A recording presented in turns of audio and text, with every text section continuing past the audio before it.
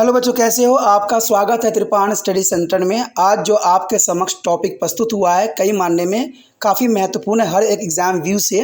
ठीक है, इसमें हम हर एक बात पे विस्तारपूर्वक चर्चा करेंगे और वो सारे जो है पहलू पर विचार करेंगे जो अब तक अछूता था। तो चलिए देखते हैं हमारा आज टॉपिक क्या है। यहाँ पर जो हम बात कर रहे हैं काफ़ी महत्वपूर्ण चैप्टर है, राजा, किसान और नगर, आरंभिक राज्य और अर्थव्यवस्थाएं, क्लास 12वीं इतिहास के जो है चैप्टर। ये काफ़ी महत्वपूर्ण है यहाँ पर।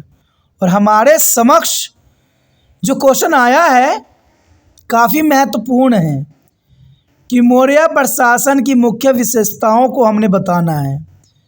देखा जाए तो मौर्य काल काफ़ी महत्वपूर्ण थी और मौर्य जो कि धनानंद को हरा के राज्य गद्दी की स्थापना किया था, मौर्य वंश की स्थापना किया था।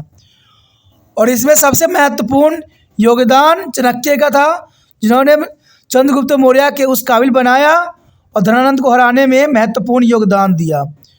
और देखा जाए तो चंद्रगुप्त मौर्य से पहले धनानंद शासक हुआ करता था, लेकिन चाणक्य को राज दरबार में अपमानित करने के बाद चाणक्य ने जो प्रण लिया था धनानंद को ख़त्म करने का, वो चंद्रगुप्त मौर्य ने जो है परवान चढ़ाया।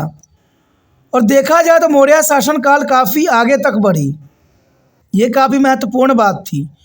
अगर इतना बड़ा साम्राज्य की गठन हुई तो यहाँ पर सबसे महत्वपूर्ण बात है चलाने की पद्धति कि मौर्य साम्राज्य किस प्रकार से व्यवस्थित की गई। कहते हैं कोई भी वंश आगे तब बढ़ता है जब उसका राजा जो हो सिस्टमैटिक रूल रेगुलेशन के साथ जनता को लेके चले। तो यहाँ पर जो हम बात करेंगे मौर्य प्रशासन की, तो सबसे पहली बात तो केंद्रीय शासन। मौर्य शासन काल में केंद्रीय शासन क्या थी? तो साफ शब्दों में देखा जा सकता है कि विधायिका, कार्यपालिका, न्यायपालिका, सेना और वित्त पर राजा का नियंत्रण होता था। ये काफ़ी महत्वपूर्ण है कि केंद्रीय शासन जो होती थी राजा के अधीन होती थी और इसके अंतर्गत विधायिका, कार्यपालिका, न्यायपालिका और सेना वृत्त राजा के नियंत्रण में होता था। इवन देखा जाए तो प्रांतीय शासन का मतलब होता है छोटे क्षेत्रों में कैसे शासन होती थी। तो यहाँ पर साम्राज्य बहुत सारे प्रांतों में विभाजित कर दिया था, जिसको चलाना आसान था और मेंटेनेंस करना भी आसान था। उसके पश्चात आता है स्थानीय सरकार। कहते हैं स्थानीय सरकार पाटलिपुत्र में नगर कायदे बनाए रखने के लिए 30 सदस्य की एक समिति थी। यानी देखा जाए तो स्थानीय सरकार में पाटलिपुत्र में नियम और कायदे बनाने के लिए 30 सदस्य की एक समिति थी और ये काफ़ी महत्वपूर्ण था। देखा जाए तो राजा 30 अधिकारियों की सहायता से अपनी पूरा प्रशासन को जो है चलाता था और ये काफ़ी महत्वपूर्ण बात थी कि राजा अपने 30 अधिकारियों की सहायता से पूरे प्रशासन को जो है बखूबी चलाया करता था। इवन देखा जाए तो साम्राज्य में 5 प्रमुख राजनीतिक केंद्र हुआ करते थे। साम्राज्य में 5 प्रमुख केंद्र होना काफ़ी महत्वपूर्ण बात की तरफ इशारा करता है। इवन देखा जाए तो कानून एवं व्यवस्था जो थी सेटअप की गई थी। कानून व्यवस्था जो थी बिल्कुल सेटअप की गई थी, ये भी काफ़ी महत्वपूर्ण बात है। इवन देखा जाए तो संगठित सेना। कहते हैं कोई भी प्रशासन को अगर चलाने में महत्वपूर्ण योगदान होता है तो वो सिर्फ सेना का ही होता है। और उस समय चंद्रगुप्त मौर्य के समय काल में संगठित सेना थी, यानी सैन्य गतिविधियों के समन्वय के लिए 6 उप समिति वाली एक समिति बनाई गई थी, जिसके 6 उप समिति हुआ करती थी। इवन देखा जाए तो धम्मा का प्रचार प्रसार करने के लिए धम्म महामंत्र की जो है नियुक्ति की जाती थी, जो धम्मा के प्रसार के लिए काफ़ी महत्वपूर्ण थी। तो ये मौर्य साम्राज्य के अंतर्गत है।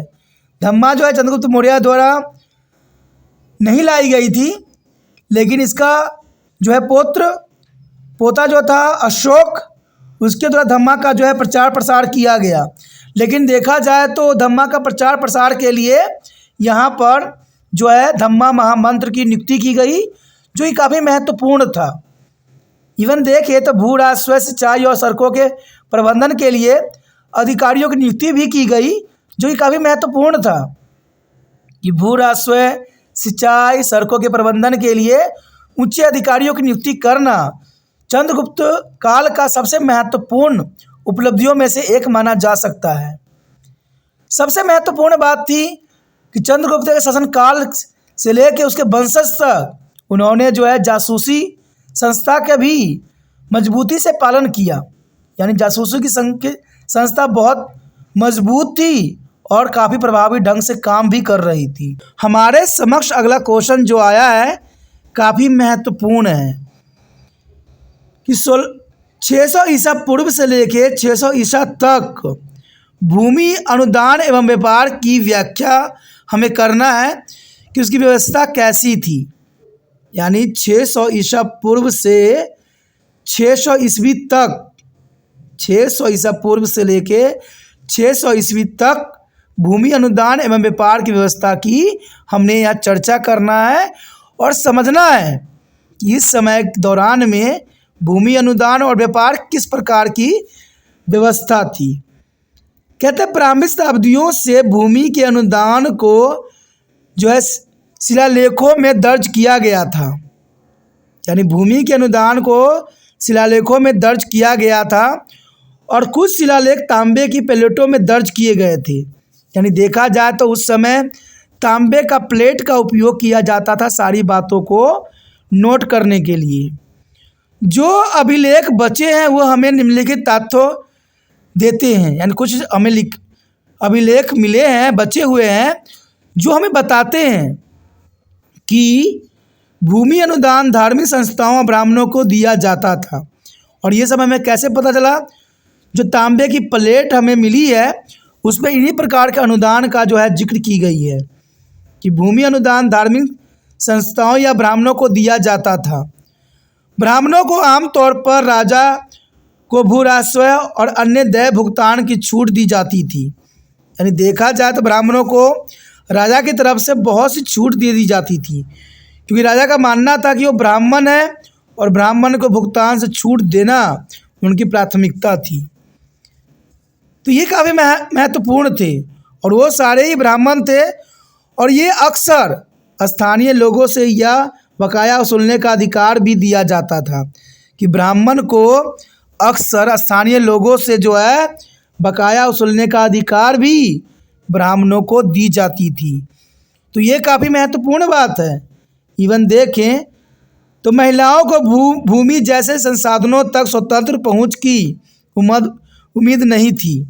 यानी महिलाओं को भूमि जैसे संसाधनों तक स्वतंत्र पहुंच की उम्मीद नहीं थी, लेकिन चंद्रगुप्त द्वितीय की बेटी जो है प्रभावती गुप्त जैसी कुलीन महिलाओं की भूमि तक पहुंच थी। तो ये काफ़ी महत्वपूर्ण यहाँ पर बात बताई जा रही है, जिसमें महिलाओं के योगदान को भी जो है सराहनीय की गई है कि चंद्रगुप्त द्वितीय की बेटी प्रभावती गुप्ता जैसी कुलीन महिलाओं की भूमि तक पहुंचने का पूरा अधिकार था। तो ये काफ़ी महत्वपूर्ण है। इवन देखें तो ग्रामीण क्षेत्रों में सभी लोगों को गांव की नई भूमि का पालन करना पड़ता था। तो ये भी काफ़ी महत्वपूर्ण बात है कि ग्रामीण क्षेत्र के सभी लोगों को गांव की नई भूमि का पालन करना काफ़ी महत्वपूर्ण समझा जाता था और उसे सभी प्रकार कर चुकाने पड़ते थे। यानी गांव के लोगों को हर प्रकार के कर चुकाने की जो है बंदिश थी। कहते कुछ इतिहासकारों का दावा है कि भूमि अनुदान कमजोर राजनीतिक शक्ति का सूचक था। देखा जाए तो काफ़ी महत्वपूर्ण बात है कि इतिहासकारों का मानना था कि भूमि अनुदान जो है कमजोर राजनीतिक शक्ति का सूचक था, क्योंकि राजा अपने सामंतों पर नियंत्रण खो रहे थे और कभी कभी राजा भूमि अनुदान देकर सहयोगी को जीतने की कोशिश भी करते थे। तो यहाँ पर बात सही है, अगर हम किसी पर नियंत्रण खो देते हैं तो वो अपनी मनमर्जी करने लग जाते हैं।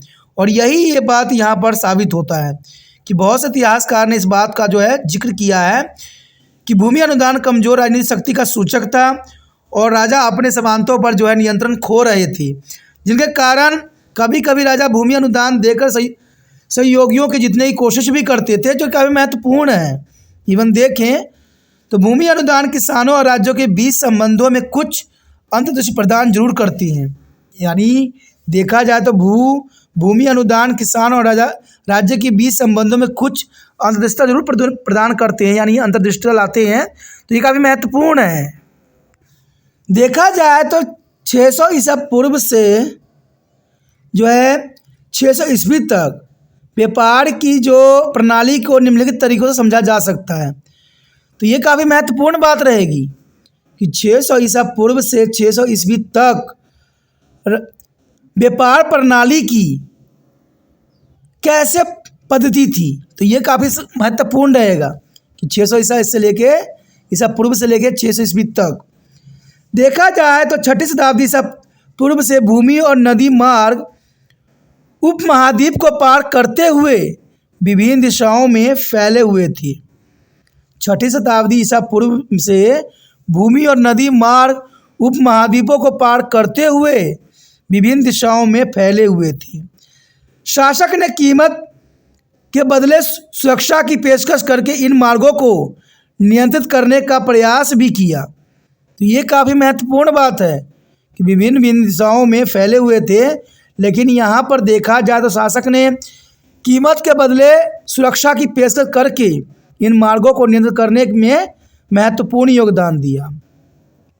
इवन देखा जाए तो इन विभिन्न मार्गों को पैदल यात्रा करने वाले फेरीवालों द्वारा पार किया जाता था, लेकिन व्यापारी बैलगाड़ी और पैक जानवरों को करवा के साथ यात्रा करते थे। तो ये काफ़ी महत्वपूर्ण है कि विभिन्न मार्गों पर पैदल यात्रा करने वाले फेरी वाले पार किया करते थे, लेकिन जो मार्चेंट होते थे, व्यापारी होते थे, वो बैलगाड़ी और पैक जानवरों को कारवा के साथ यात्रा किया करते थे।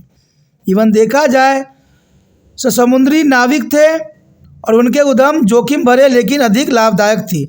ये सारे के सारे जो थे समुद्री नाविक थे, यानी समुद्र में नाव खेवने वाले थे, और इनका बेशक उद्यम जो था जोखिम से भरा हुआ था, लेकिन इनके लिए काफ़ी फायदेमंद भी था। इवन देखा जाए तो कहते हैं सफल व्यापारी जिन्हें तमिल में मंटूबन और प्राकृतिक में सैथिस्क और सतवाहन कहा जाता था, वो बहुत ही अमीर हुआ करते थे। यानी सफल व्यापारी को, सफल जो व्यापारी थे जिन्हें तमिल में मंटूबन्स और प्राकृतिक में सैथिल्स और सतवाहन भी कहा जाता था, ये बहुत ही अमीर वर्ग से संबंध रखते थे। कहते विभिन्न प्रकार की वस्तुओं को एक स्थान से दूसरे स्थान तक ले जाया जाता था, और ये काफ़ी महत्वपूर्ण थी कि एक विभिन्न प्रकार के वस्तुओं को एक स्थान से दूसरे स्थान पर ले जाने के प्रावधान थे। और ये थे नमक, अनाज, कपड़ा, धातु के अयस्क और तैयार उत्पाद जैसे पत्थर, लकड़ी, औषधि के पौधे, मसाले और काली मिर्च और वस्त्र। तो इन चीज़ों का जो है ट्रेडिंग यहाँ पर होता था, और इन सभी को अरब सागर के पार भूमध्य सागर तक ले जाया जाता था। यानी इसकी जो सीमा थी अरब सागर के पार भूमध्य सागर तक ले जाया जाता था। और ये काफ़ी महत्वपूर्ण थी कि यहाँ पर वस्तुओं का जो है एक स्थान से दूसरे स्थान तक स्थानांतरण होती थी।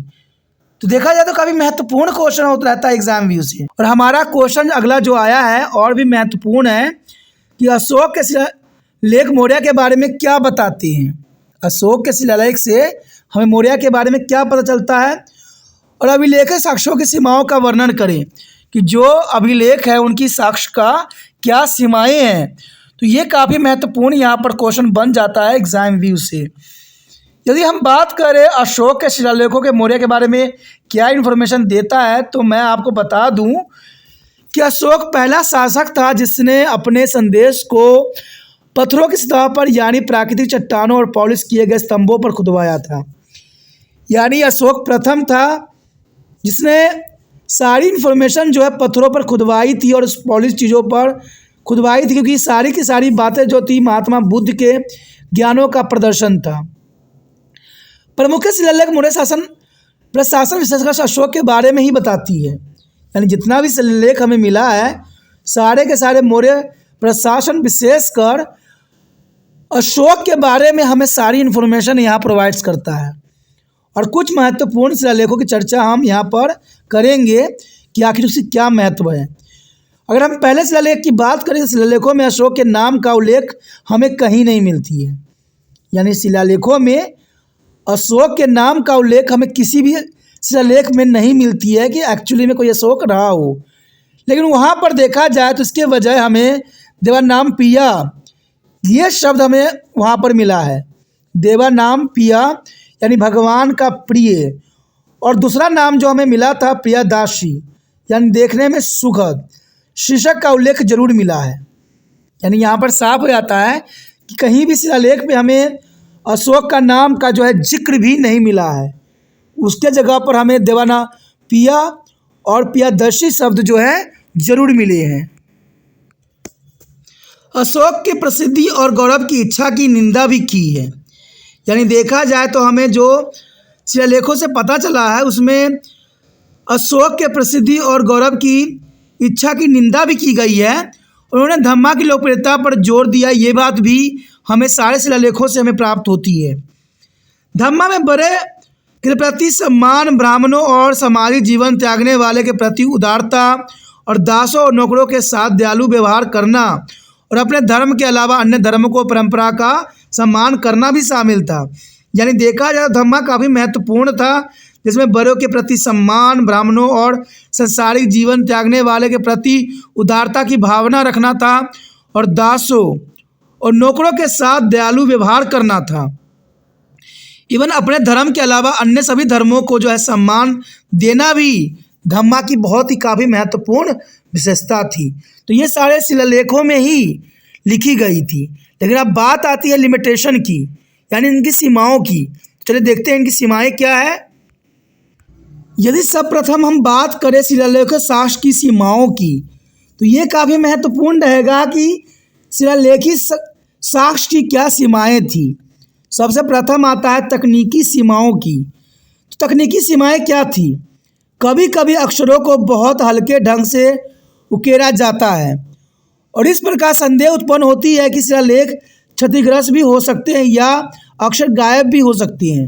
जिसमें कोई दो राय नहीं है, तकनीकी सीमाएं हैं कि जो शिलालेख हमें मिली है वो क्षतिग्रस्त भी है। तो सारी बातों का सही आकलन करना संभव नहीं रह जाता है।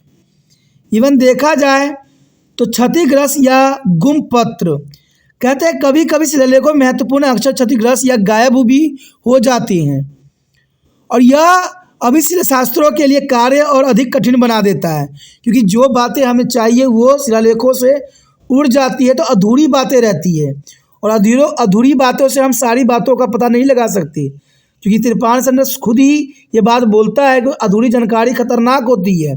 वहाँ पर बहुत शिलालेख हैं जिसमें से आधे से अधिक शब्द जो हैं उड़ गए हैं, टूट गए हैं, ख़त्म हो गए हैं, जिसे सारे शब्दों को मिलाना बहुत ही दुष्कर्म कार्य है और ये अभी शास्त्रियों के लिए बहुत बड़ा कठिन का कार्य है और ये बहुत ही असंभव कार्य भी नज़र यहाँ पर आता है।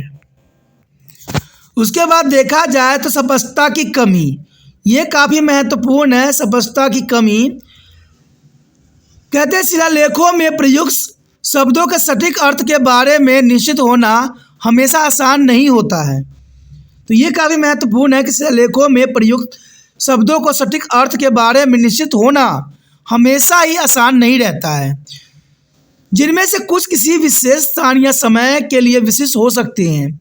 इसलिए विद्वान शिलालेखों को पढ़ने के वैकल्पिक तरीकों पर लगातार बहस चलती रहती है। जैसे कि शिलालेखों में अशोक का नाम का जिक्र कहीं नहीं है और बहुत से ऐसे शिलालेखों में शब्द हैं जो टूट गए हैं, ख़त्म हो गए हैं। तो इसीलिए जो है देखा जाए तो शिलालेखों को पढ़ने वालों के बीच हमेशा ही डिबेटिंग होती रहती है और बहस का कारण भी यही बनता है। देखा जाए तो अस्पष्ट शिलालेख, हजारों शिलालेख खोजे गए हैं लेकिन सभी को पढ़ा या प्रकाशित और या अनुवादित नहीं किया जा सकता है।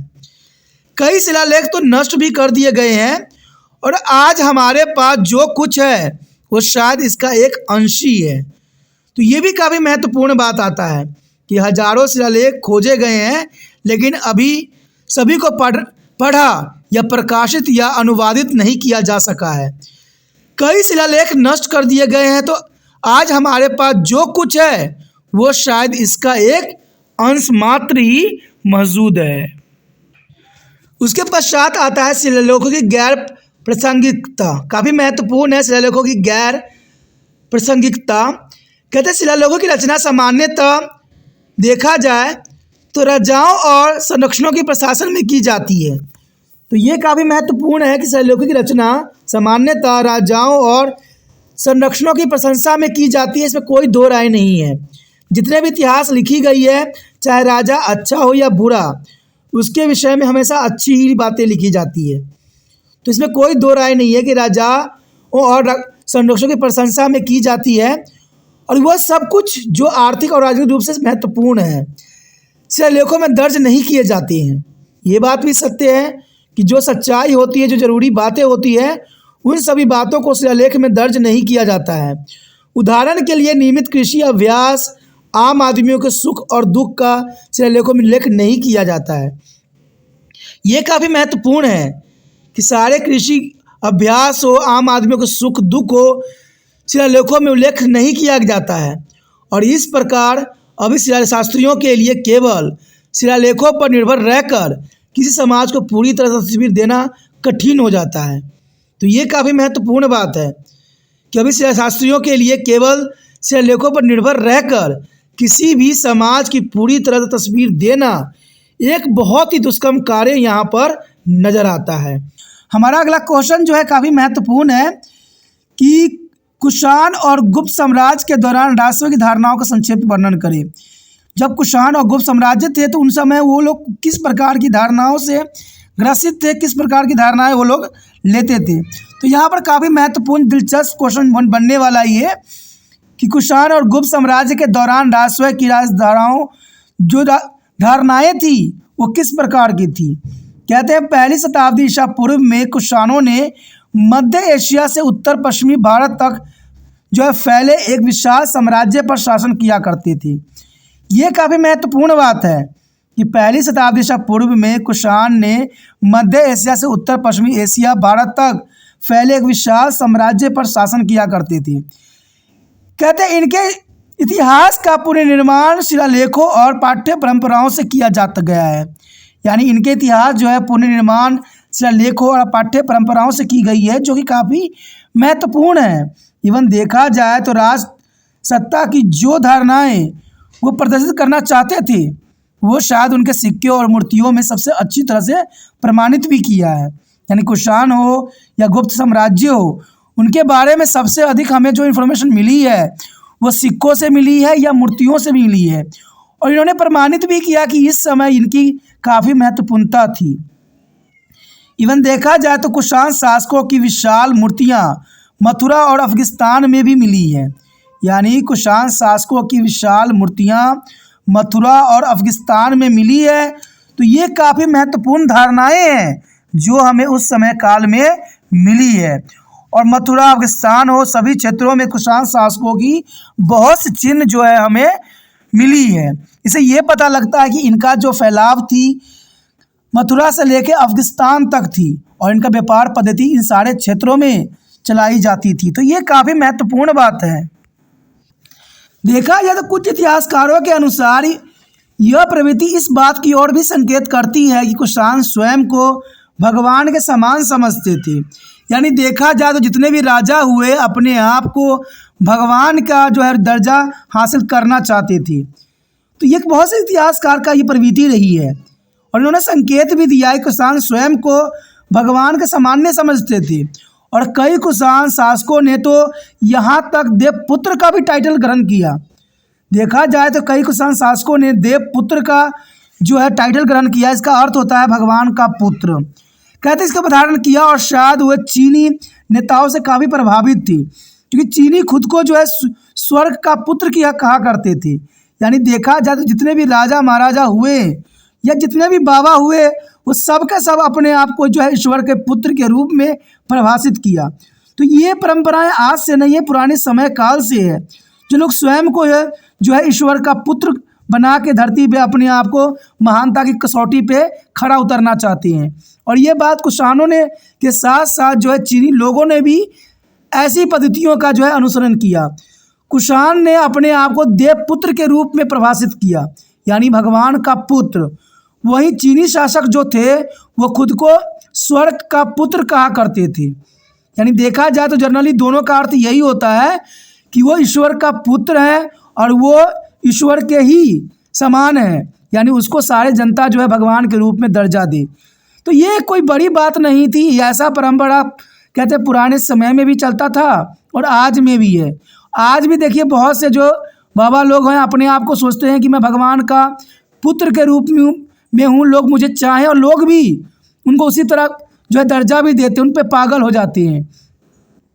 लेकिन ऐसा नहीं होना चाहिए। कहते हैं ईश्वर का पुत्र कभी भी ऐसे नहीं होते हैं, वो किसी के सामने दिखावा नहीं कर सकते हैं। कहते हैं जो दिखाते हैं वो कभी भी सच्चे नहीं होते हैं, और ये बात सत्य है। दूसरी ओर गुप्त साम्राज्य का इतिहास जो है प्रस्तुतियाँ सहित साहित्य और सिक्कों और शिलालेखों से हमें लिया गया है, तो ये भी काफ़ी महत्वपूर्ण है। दोस्तों यहाँ पर पॉइंट जो रहती है वो आपके लिए महत्वपूर्ण रहती है। यहाँ पर अगर आप 5-6 पॉइंट याद कर लेते हो तो वो भी आपके लिए बेनिफिशियल रहता है। तो इसलिए त्रिपाण स्टडी सेंटर हमेशा आपको पॉइंट व्यू ही लेके आता है, जिससे आप आसानी से भी जो पॉइंट आपको आसान लगता है उसको याद करके एग्ज़ाम में कर सको। इसलिए आपके लिए त्रिपाण सेंटर हमेशा अच्छा करने की कोशिश करता है, तो आपको हमेशा त्रिपाण सेंटर की सहायता करने की आवश्यकता बनी रहती है। अगर हम अगले पॉइंट की तरफ नज़र करें तो ये साफ कहता है कि प्रसिद्धियाँ सामान्य राजाओं और संरक्षण की प्रशंसा में लिखी जाती थी। ये बात तो आपको साफ पता होगा कि पहले के समय में जो भी शिलालेख लिखी गई वो राजाओं की प्रशंसा में लिखी गई। कोई भी लेखक जो था राजा को नाराज़ नहीं कर सकता था, इसलिए वो राजा घटिया हो, क्रूर हो, किसी प्रकार का हो, दुराचारी क्यों ना हो, उसके लिए हमेशा जो लेखकों ने अच्छे विचारधारा का ही अनुसरण करवाया है। लेकिन बहुत से उसी काल में जो पोएट थे उन्होंने उस राजा के बारे में क्रूरता का भी बखान साफ शब्दों में किया है। तो देखा जाए तो उस समय जितनी प्रतियां सामान्य राजाओं के संरक्षण की प्रशंसा में ही लिखी जाती थी। समुद्रगुप्त के दरबारी कवि हरिसेन द्वारा चरित्र प्रसिद्ध प्रसिद्ध गुप्त शासकों के बारे में जानने के लिए एक शक्तिशाली दस्तावेज है। यानी देखा जाए समुद्रगुप्त के दरबारी कवि हरिसेन द्वारा रचित प्रयाग प्रसिद्धि गुप्त, ये काफ़ी महत्वपूर्ण थी, जो कि समुद्रगुप्त की दरबारी कवि था और उसने समुद्रगुप्त की सारी बातों को जो है अनुसरण भी किया और उसके बारे में बताया भी। तो ये काफ़ी महत्वपूर्ण क्वेश्चन है और काफ़ी महत्वपूर्ण यहाँ पर पॉइंट है। क्वेश्चन आया है गुप्त शासकों के इतिहास के पुनर्निर्माण के लिए प्रयुक्त सूत्रों का संक्षिप्त हमने वर्णन करना है कि गुप्ता शासकों के इतिहास के पुनर्निर्माण, जो पुनर्निर्माण हुआ कि कौन कौन से प्रमुख सूत्र के रूप में है। तो ये क्वेश्चन काफ़ी महत्वपूर्ण है एग्जाम व्यू से। देखा जाए तो ऐसा क्वेश्चन कई बार एग्जाम में आ भी गया है, और यहाँ पर सबसे बड़ी बात है कि ये सारी बातें आपके समक्ष पॉइंट व्यू प्रस्तुत हुआ है, तो ये आपके लिए काफ़ी महत्वपूर्ण होता है। और क्वेश्चन साफ है कि गुप्त शासकों के इतिहास के पुनर्निर्माण के लिए प्रयुक्त सूत्रों का हमें संक्षेप में चर्चा करना है, संक्षेप में कि कौन कौन से जो है पुनर्निर्माण के लिए सूत्र थे। कहते हैं गुप्त शासकों ने 4वीं शताब्दी में एक विशाल साम्राज्य की स्थापना की जिसका विभिन्न सूत्रों से पुनर्निर्माण किया गया।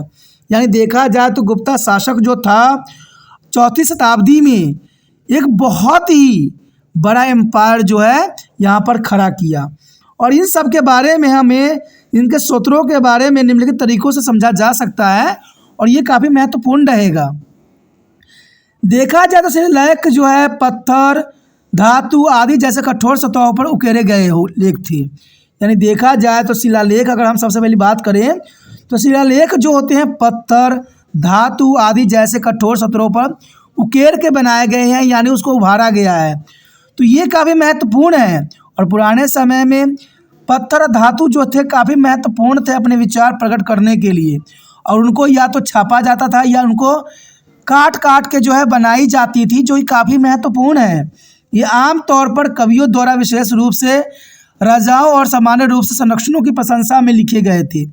यानी एक बात तो साफ है कि उस समय जितने भी इंस्क्रिप्शन लिखी गई थी सब राजाओं के जो है उनके ही गुणगान में लिखे गए थे, और सारे जो भी राजा जिस राइटर को संरक्षण प्रदान करते थे वो उनकी ही विशेषताओं का गुणगान गाते थे। तो इसमें से आधी बातें जो होती है सच नहीं रहती है, क्योंकि जो भी किसी की प्रशंसा में लिखी गई हो और जो किसी को संरक्षण दे तो उसी के बारे में अच्छी बातें ही लिखी जाती है, उनकी बुराइयों को दूर रखी जाती है। तो ये साफ रहता है कि आमतौर पर कवियों द्वारा विशेष रूप से राजाओं और सामान्य रूप से संरक्षणों की प्रशंसा में ये सारी बातें लिखी जाती थी। यदि उदाहरण के स्वरूप हम देखें तो कहते हैं उदाहरण के लिए इलाहाबाद स्तंभ, जो आपको पता भी होगा कि इलाहाबाद स्तंभ शिलालेख या प्रयाग प्रशस्ति की रचना समुद्रगुप्त के दरबारी कवि हरिसेन ने उसकी प्रशंसा में संस्कृत में की थी। तो ये काफ़ी महत्वपूर्ण एग्जाम्पल है। चाहे इलाहाबाद स्तंभ की हम शिलालेख की बात करें या प्रयाग प्रशस्ति की रचना की बात करें, जो कि कहते हैं हरिसेन ने इसके समुद्रगुप्त की जो है प्रशंसा में संस्कृति शब्द में लिखी थी। इवन देखा जाए तो हमें सबसे अधिक इन्फॉर्मेशन जो है सिक्कों से प्राप्त होती है। कहते हैं सिक्कों जो है गुप्त शासकों के इतिहास के पुनर्निर्माण का भी एक महत्वपूर्ण स्रोत बना है, और ये किसी भी इतिहास के लिए महत्वपूर्ण होते हैं सिक्के, क्योंकि इनमें लिपियां, चित्र और जिस संदर्भ में पाए जाते हैं जैसे तत्व कुछ न कुछ शामिल होते ही होते हैं।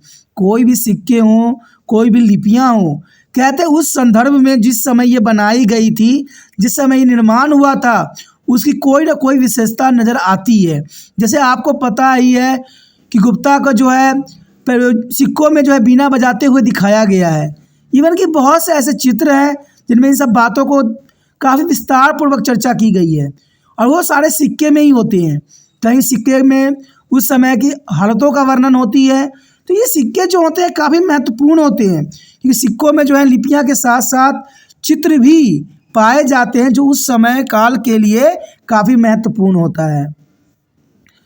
कहते हैं कुछ सबसे शानदार सोने के सिक्के गुप्त शासकों द्वारा जारी किए गए थे। ये भी बहुत काफ़ी महत्वपूर्ण है कि जो सोने के हमें अशरफियाँ मिले हैं, सिक्के मिले हैं, वो सबसे अधिक सिक्के जो हैं गुप्त शासकों द्वारा जारी किए गए थे, वो सिक्के हमें अधिक प्राप्त हुए हैं। और इन सिक्कों की लंबी दूरी को लेन देन की भी सुविधा भी मिलती थी, जिससे व्यापार और औद्योगिक के विस्तार का पता चलता है। यानी देखा जाए तो इतिहासकार ने इसकी जो है कई क्षेत्रों में ये सिक्कों को प्राप्त किया है। इससे ये पता चलता है कि इसका व्यापार जिन जिन क्षेत्रों में सिक्का हमें प्राप्त हुई है, उन क्षेत्रों में जो है व्यापार होती थी। और ये बहुत बड़ी बात की तरफ इशारा करता है। सिक्के जो है हमें बहुत कुछ बताते हैं, क्योंकि इससे जो है किस क्षेत्र में व्यापार होती है, उस समय क्या बात, इस सारी बातों का जो है विस्तार पूर्वक हमें लेन देन के बारे में जो है पता चलता है। साहित्य इतिहासकारों ने प्रसंगति की रचना तथा तथ्यात्मक जानकारी प्राप्त करने का भी प्रयास किया गया है। तो ये भी काफ़ी महत्वपूर्ण बात है कि साहित्य इतिहासकारों ने प्रसंगतियों की रचनाओं में तथ्यात्मक जानकारी प्राप्त करने का प्रयास काफ़ी महत्वपूर्ण रही है। जिन लोगों ने इसकी रचना किया है वो प्राय इन्हें कवि की कृतियाँ मानते थे, न कि कोई वृत्तांत जो विशिष्ट सत्य था। यानी देखा जाए तो देखिए कोई भी रचना होती है तो कवि अपने जो है कहते हैं मन से ये बातों को लिखते हैं, उनमें कोई भी वृत्तांत में जो है सत्यता नहीं होती है। जिन लोगों ने इसकी रचना किया था वो सारे के सारे कवि वृत्ति के माने जाते थे, और कवि वृत्ति का मतलब होता है कवि का मन जो है चंचल होता है, वो किसी का भी कुछ भी रूप धारण कर लेता है, और कभी यहाँ रहता है तो कभी वहाँ रहता है। तो इसको हम सत्य घटना पर आधारित नहीं कह सकते। बहुत सी बातें ऐसी है जो कवियों के जो है मनगढ़ंत कहानी होती है, तो इन पर जो है पूरी तरह से जो है विश्वास करना संभव नहीं है। और ये सारे के सारे वृत्तांत जो कृतियाँ होती है वो सत्य पर आधारित नहीं होती है। कहते हैं ये सामान्य राजा और संरक्षक की प्रशंसा में लिखे जाते हैं। ये जितने भी वृत्तांत होते हैं, जितने भी कृतियाँ होते हैं, सब के सब राजा या संरक्षक के प्रयासों में प्रशंसा में लिखी गई बातें होती है, जो कि काफ़ी महत्वपूर्ण है। और इस प्रकार इतिहासकारों के शिलालेखों में दिए गए बयानों का लगातार मूल्यांकन करना पड़ता है, ताकि यह पता लगाया जा सके कि वह सच है या अतिशयोक्तिपूर्ण है। यानी देखा जाए तो बहुत से इतिहासकार में इसी बात पे जो है बात विवाद हो जाती है कि ये सत्य है कि असत्य है, क्योंकि जो भी हमें जानकारी मिली है या तो कवियों के लिखी गई कृतियाँ थी या बहुत सी ऐसी बातें थी जो कवियों ने संरक्षक की प्रशंसा में लिखी थी। तो इसकी बातों को जो है हम पूरी तरह से समझ नहीं सकते हैं, उसकी गहराइयों को जान नहीं सकते हैं। हमें कई कई जगहों पर जिन राजाओं को कवियों ने अच्छा बताया है, काफ़ी अच्छा उसके शासन को बताया है, तो कहीं कहीं दूसरे लेखों से हमें पता चलता है कि ऐसा कुछ भी नहीं था। तो एक बात तो साफ हो जाता है कि जिनको राजाओं ने संरक्षण किया है, उन कवियों ने राजा के लिए विशेष महत्व वाली बातों को ही महत्वता दी है। प्रशस्ति ने गुप्त शासकों के इतिहास के पुनर्निर्माण में प्रमुख योगदान देती हैं। प्रशस्तियों जो है गुप्त शासकों के इतिहास में पुनर्निर्माण में योगदान देते हैं। जैसे प्रयाग प्रशस्ति की रचना समुद्रगुप्त के लिए संस्कृति में की गई थी, और उसमें सारी बातों को जो है समुद्रगुप्त के विषय में लिखी गई थी और उसकी प्रशंसा की गई थी। तो ये काफ़ी महत्वपूर्ण बात यहाँ रहता है। हमारा अगला क्वेश्चन जो है काफ़ी महत्वपूर्ण है कि मुद्रा शास्त्र से आप क्या समझते हैं। ये काफ़ी महत्वपूर्ण होगा कि मुद्रा शास्त्र से आप क्या समझते हैं। देखिए, इतिहास के बारे में जानना और उसके बारे में इतिहास के बारे में समझना कहीं ना कहीं कहते हैं सबसे बड़ा प्रमाण जो है मुद्रा शास्त्र ही है, क्योंकि मुद्रा शास्त्र से ही हमें उस समय काल के बारे में बहुत सी बातें पता चलती है, बहुत ऐसे इन्फॉर्मेशन पता चलती है जो उस समय के बारे में बताता है। कहते हैं सिक्कों के अध्ययन के मुद्रा शास्त्रियों के संभावित वाणिज्यिक नेटवर्क के पुनर्निर्माण में कैसे मदद करता है। यानी देखा जाए तो मुद्रा शास्त्र काफ़ी महत्वपूर्ण है और ये व्यापार के नेटवर्क को भी आपस में जोड़ता है, क्योंकि सिक्का जहाँ जहाँ प्रचलित होगा वहाँ वहाँ पर जो है व्यापार की संभावनाएं बनती है। और हमें उस समय किस प्रकार के व्यापार था इसके बारे में मुद्रा ही सारी इन्फॉर्मेशन बताता है। इसलिए मुद्रा शास्त्र का जो है अध्ययन करना काफ़ी महत्वपूर्ण होता है किसी भी जो है खोजकर्ता के लिए। देखा जाए तो मुद्रा शास्त्र सिक्कों का एक अध्ययन है। मुद्रा शास्त्र क्या है? मुद्रा शास्त्र जो है सिक्कों का एक अध्ययन है। यानी हम सिक्कों का जो है अध्ययन करते हैं जिसमें दृश्य तत्व जैसे स्क्रिप्ट और चित्र, धातु क्रम विश्लेषण और वे संदर्भ शामिल है जिन्हें वह पाए गए हैं। यानी देखा जाए तो मुद्रा शास्त्र सिक्कों का जो अध्ययन होता है उसमें हमें सारे प्रकार के दृश्य जो है हमें नज़र आती है, चाहे स्क्रिप्ट हो, चाहे चित्र हो या धातु क्रम हो, सारे के सारे हमें मिलते हैं। सिक्कों के अध्ययन से हमें मुद्रा शास्त्रियों के निम्नलिखित तरीकों से संभावित वाणिज्यिक नेटवर्क का पुनर्निर्माण करने में काफ़ी मदद मिलती है। तो ये काफ़ी महत्वपूर्ण है कि सिक्कों के अध्ययन से मुद्रा शास्त्रियों को जो है बहुत सी नेटवर्क के पुनर्निर्माण में हमें काफ़ी मदद मिलती है। चलिए देखते हैं एक के बाद एक की जो है मुद्रा शास्त्र का क्या यहाँ पर रोल है कि दूसरे देशों से जो है मुद्रा शास्त्र किस प्रकार एक नेटवर्क बनाता है। चलिए देखते हैं इसके विषय में विस्तार पूर्वक। देखा जाए तो व्यापार सुविधाओं के लिए सिक्के का निर्माण की शुरुआत, ये काफ़ी महत्वपूर्ण रहेगा कि व्यापार सुविधाओं के लिए जो है सिक्कों का निर्माण कितना महत्वपूर्ण था। कहते हैं सिक्कों के चलन से कुछ हद तक जो है आदान प्रदान सुगम हुआ। यानी सिक्कों ने जो है यहाँ पर काफ़ी महत्वपूर्ण योगदान दिया है। सिक्कों के चलन से कुछ हद तक जो है आदान प्रदान सुगम हुआ है, क्योंकि पहले के समय जो है वस्तु विनिमय की प्रणाली प्रचलित थी, जिसमें एक वस्तु के बदले दूसरे वस्तु यहाँ पर दी जाती थी। लेकिन सिक्कों के चलन के कारण क्या हुआ, जो है काफ़ी हद तक हमें आदान प्रदान में जो है सुगमता हम हासिल हुई, यानी काफ़ी आसान कर दिया। कहते हैं नमक, अनाज, कपड़ा, धातु के अयस्क और तैयार उत्पाद, पत्थर, लकड़ी, औषधि पौधे आदि जैसे कई प्रकार के सामान एक स्थान से दूसरे स्थान तक ले जाए जाते थे और ये व्यापार के सबसे महत्वपूर्ण साधन थे उस समय। इन्हें विनिमय के लिए निश्चित रूप से किसी प्रकार की मुद्रा की आवश्यकता होती है, इसलिए इसमें व्यापारी संस्कृति में सिक्कों का विकास काफ़ी महत्वपूर्ण था। और देखा जाए तो सोने का सिक्का जो थी हर जगह मान्य थे, क्योंकि ये जो धातु थी वो सबके लिए महत्वपूर्ण थी, इसलिए सोने का सिक्का से आदान प्रदान होना काफ़ी महत्वपूर्ण होता है। और इसको फर्स्ट सेंचुरी BC में जो है कुषाण के द्वारा जो है प्रचलित में लाया गया, तो जो कि काफ़ी महत्वपूर्ण है, जिसके विषय में हम आगे चर्चा करेंगे। हमारा अगले देखते हैं क्या टॉपिक है। उसके पश्चात आता है उपमहाद्वीपों में छिद्रित सिक्कों की खुदाई। ये काफ़ी महत्वपूर्ण है कि उपमहाद्वीप में छिद्रित सिक्कों की खुदाई। कहते हैं चांदी और तांबे से बने पंचचिन्ह सिक्के जो है 16वीं शताब्दी ईसा पूर्व के बाद सबसे पहले ढाले और इस्तेमाल किए जाने वाले सिक्कों में से थे। यानी देखा जाए तो चांदी तांबे से बने पंचचिन्ह सिक्के 16वीं शताब्दी ईसा पूर्व के बाद और सबसे पहले ढाले और इस्तेमाल किए जाने वाले सिक्कों में से थे। इन्हें पूरे उपमहाद्वीप में कई स्थानों पर खुदाई से हमें प्राप्त किया गया है। तो इससे ये पता चलता है कि चांदी और तांबे के सिक्के हर क्षेत्र में जो थे बिखरे हुए थे, और ये विखरानपन का सबसे बड़ा कारण था कि इन क्षेत्रों में जो है व्यापार होते थे और व्यापार के कारण सिक्के हमें हर जगह मिला है। तो ये पूरे उपमहाद्वीप में कई स्थलों पर खुदाई से हमें प्राप्त हुए हैं। मुद्रा शास्त्रियों ने संभावित वाणिज्यिक नेटवर्क के पुनर्निर्माण के लिए इन अन्य सिक्कों का अध्ययन भी किया है।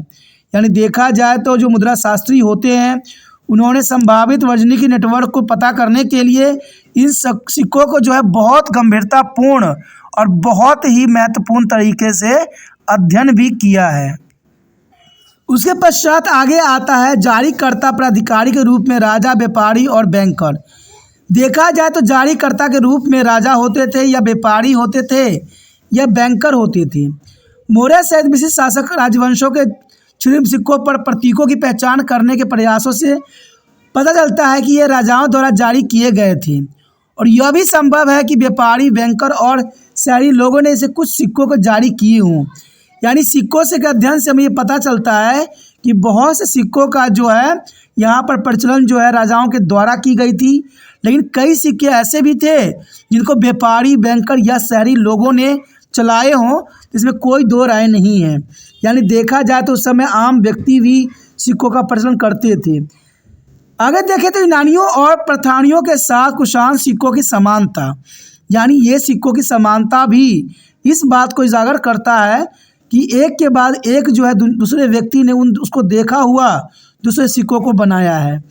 यानी पहले सोने का सिक्का का पहली शताब्दी ईसा पूर्व में किसान द्वारा जारी किया था, यानी कुषाणों ने जो है इसको जारी किया था सोने के सिक्कों को। ये समकालीन रोम साम्राज्य और ईरान के पार्थिव शासकों द्वारा भी जारी किए गए वजन में लगभग सामान्य थे, जो उत्तर भारत और जो एशिया के कई स्थलों पर पाए गए। तो देखा जाए तो जो सोने का सिक्का जो था उसको पहली शताब्दी ईसा पूर्व में जो है कुषाणों के द्वारा जारी किया गया, लेकिन बाद में इसको कई शासकों ने जो है सेम वजन का और सेम शक्ल का जो है कई सिक्कों का जो है बाजार में प्रचलन शुरू कर दिया। उसके पश्चात आता है हमारे समक्ष रोमन साम्राज्य के साथ घनिष्ठ संबंध का भी हमें सिक्कों से ही पता चलता है। कहते हैं सोने के सिक्के का व्यापार उपयोग होने वाले लेन देन के विशाल मूल्य को इंगित करता है। यानी देखा जाए तो रोमन साम्राज्य के साथ घनिष्ठ संबंध के बारे में सिक्के जो हमें बहुत कुछ बताते हैं। सोने के सिक्के का व्यापक उपयोग होने वाले लेन देन के विशाल मूल्य को भी इंगित करता है, और इसके अलावा दक्षिण भारत के पुरातात्विक स्थलों से रोमन सिक्कों को ढेर पाए भी गए हैं। यानी देखा जाए तो दक्षिण भारत के जो है पुरातात्विक स्थलों से हमें रोमन सिक्कों के ढेर पाए गए हैं। तो इसका मतलब है कि ये काफ़ी महत्वपूर्ण थे, और यह भी स्पष्ट है कि व्यापार के नेटवर्क राजनीतिक सीमाओं तक सीमित नहीं थे। यानी देखा जाए तो व्यापार के नेटवर्क जो थे राजनीतिक सीमाओं तक सीमित नहीं थे। दक्षिण भारत रोमन साम्राज्य का हिस्सा नहीं था, लेकिन व्यापार के माध्यम से डोज संबंध हमें नज़र जरूर आते हैं। यानी देखा जाए तो रोमन साम्राज्य या सिक्के जो यहाँ नेटवर्क को भी दर्शाते हैं कि सिक्का हमें कई क्षेत्रों से मिला है, तो इसका ये पता लगता है कि इनका हर क्षेत्र में जो है व्यापार फली फूली और उन्होंने व्यापार का जो है मार्ग प्रशस्त किया। तो ये काफ़ी महत्वपूर्ण बात है। और दोस्तों इसी के साथ हमारा एक क्वेश्चन खत्म हो जाता है जो काफ़ी महत्वपूर्ण था आपके लिए। यहाँ पर पॉइंट व्यू थी, पॉइंट की बातों को समझिए, उसको एनालाइज कीजिए, काफ़ी महत्वपूर्ण आपके लिए बन जाएगा। और साथ में जितना शेयर कीजिएगा उतना और भी महत्वपूर्ण रहेगा, इससे दूसरे बच्चों का हेल्प हो जाता है। ठीक है, तो शेयर करने की भावना आपके मन से जाना नहीं चाहिए। शेयर ही है तो ही केयर है, और कहते हैं जो व्यक्ति दूसरे व्यक्ति के लिए मरे वही इंसान कहलाता है। तो शेयर करने की भावना आपको मन से जाना नहीं चाहिए। अच्छे काम करने में कभी भी हर्ज नहीं होना चाहिए। सोचिए नहीं, यूट्यूब से लिंक को कॉपी कीजिए और व्हाट्सएप एड्रेस पर लगाइए। पहली बार मेरे चैनल पे आए हो, पहली बार वीडियो देख रहे हो, समझ में आ रहा है, अच्छा लग रहा है। देखिए दोस्तों यहाँ अच्छा क्यों नहीं लगा, क्योंकि ये पॉइंट व्यू है, और पॉइंट व्यू सिर्फ तिरपान स्टडी सेंटर ही आपको प्रोवाइड्स कर रहा है। और ये आप लिख भी लीजिएगा, याद भी कर लीजिएगा, तो ये आपके लिए काफ़ी महत्वपूर्ण रहेगा। यानी देखा जाए तो तिरपान सेंटर हर जगह महत्वपूर्ण ही है। चाहे समझा भी लिया जाए, समझ में भी आ गया तो बेस्ट है। इंग्लिश में भी लिखना है तो इंग्लिश में भी लिख सकते हैं, हिंदी है तो हिंदी में भी लिख सकते हैं। तो आपके पास बहुत अपॉर्चुनिटी यहाँ तिरपान सेंटर दे रहा है।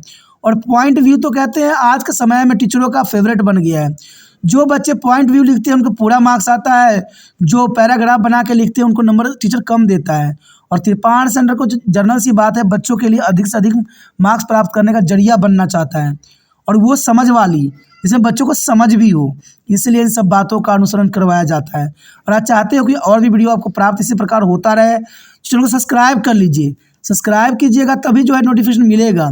और आपको पता ही होगा कि तिरपान स्टडी सेंटर जो है 8 से लेकर MA तक के लिए बहुत काफ़ी महत्वपूर्ण है। तो सोचिए नहीं, विचार न कीजिए, अभी तिरपान स्टडी सेंटर को सब्सक्राइब करके अपने मोबाइल में सेव कीजिए।